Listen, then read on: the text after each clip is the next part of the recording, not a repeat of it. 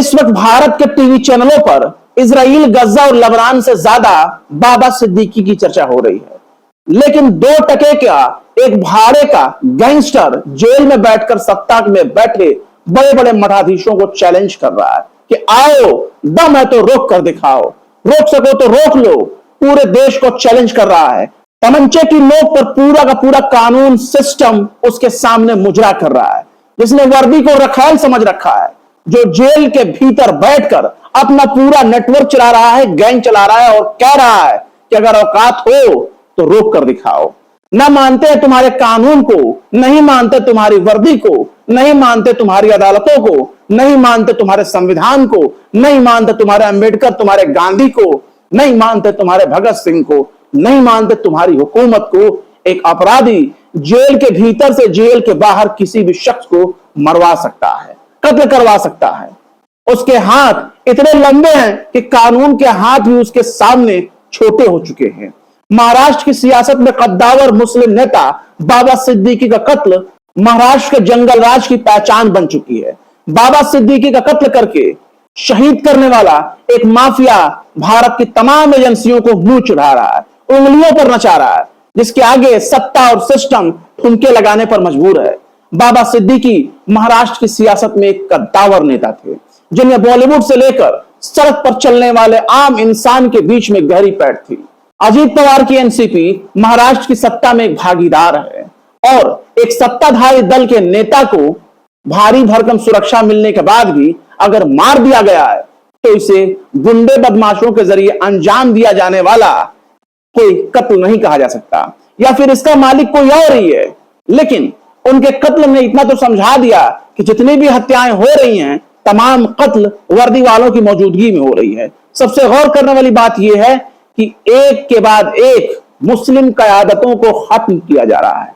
इनमें कई हत्याएं बकायदा वर्दी वालों की मौजूदगी में हो चुकी है। बाबा सिद्दीकी का कत्ल भी सरकारी सिक्योरिटी के बीच में हुआ है। बाबा सिद्दीकी अजीत पवार की एनसीपी के नेता थे, जिन्हें 15 दिन पहले ही जान से मारने की धमकी मिली और उसके बाद उन्हें वाई कैटेगरी की सिक्योरिटी दे दी गई, जिसमें 8 सुरक्षा कर्मियों की टीम होती है। इन सुरक्षा कर्मियों में बाकायदा कमांडोज भी होते हैं। लेकिन नवभारत टाइम्स बता रहा है कि जब हमला हुआ तो उस वक्त बाबा सिद्दीकी के साथ केवल एक पुलिसकर्मी तैनात था। अब सवाल है कि सरकारी सुरक्षा वाले वाई सिक्योरिटी आखिर कहां गई? वाई सिक्योरिटी वाले कौन सा प्याज छील रहे थे, कौन सी ड्यूटी दे रहे थे? जिस सुरक्षा दस्ते में कमांडो भी शामिल है, इसके बाद भी सरकारी सुरक्षा में किसी का कत्ल हो जाता है तो कातिल की तलाश जेल में क्यों हो रही है? कातिल तो बाहर किसी न किसी ताकतवर कुर्सी पर बैठा होगा, जिसने अपने इशारे पर कत्ल करवाया होगा, कत्ल को अंजाम दिया होगा। बाबा सिद्दीकी का कत्ल साबित करने के लिए काफी है कि अंधेर नगरी में राज करने वाला राजा ही एक नंबर का चौपट है। अंधेर नगरी चौपट राजा कहावत आपने सुनी होगी। बिहार के पूर्णिया से सांसद पप्पू यादव तो यहां तक ललकार के कह रहे हैं कि ये देश है या हिजड़ों की फौज। एक अपराधी जेल में बैठकर चुनौती दे लोगों को मार रहा है, सब मुख दर्शक बने।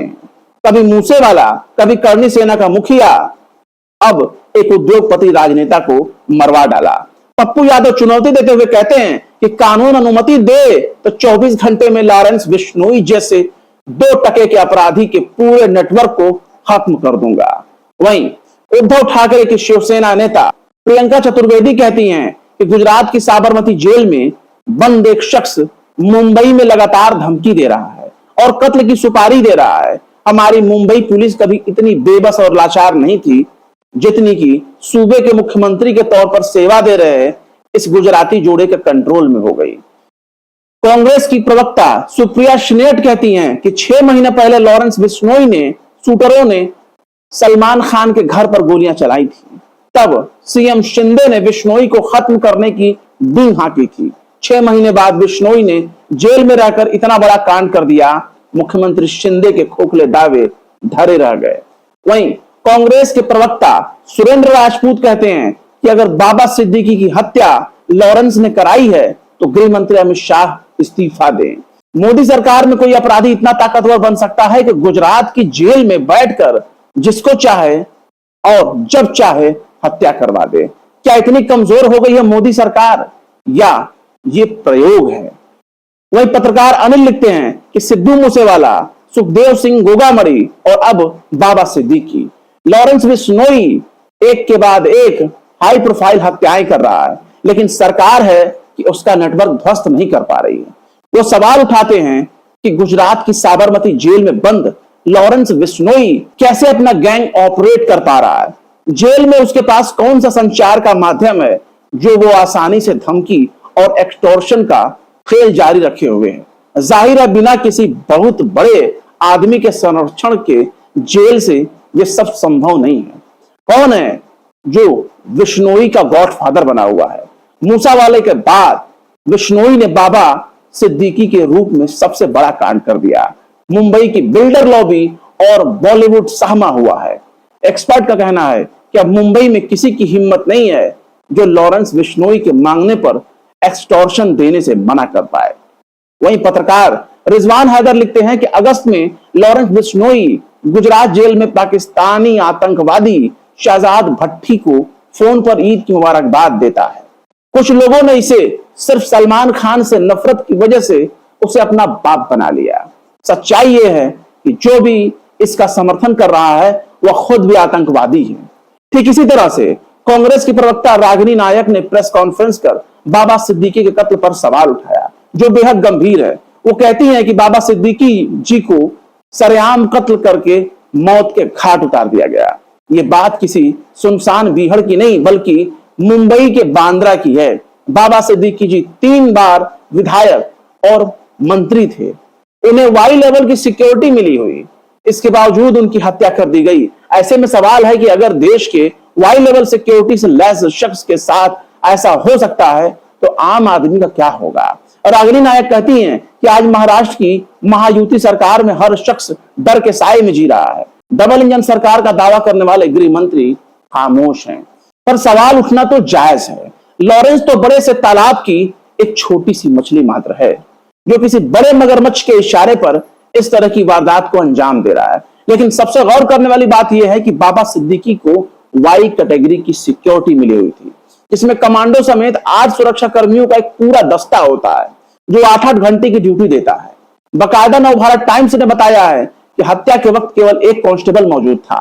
अगर मीडिया और सरकार ने लॉरेंस बिश्नोई के नाम पर माला जपना शुरू कर दिया है तो सवाल यहां उठता है कि लॉरेंस बिश्नोई अगर इतना ही बड़ा आतंकी है तो क्या बाबा सिद्दीकी के सुरक्षा कर्मी भी लॉरेंस बिश्नोई के लोग थे?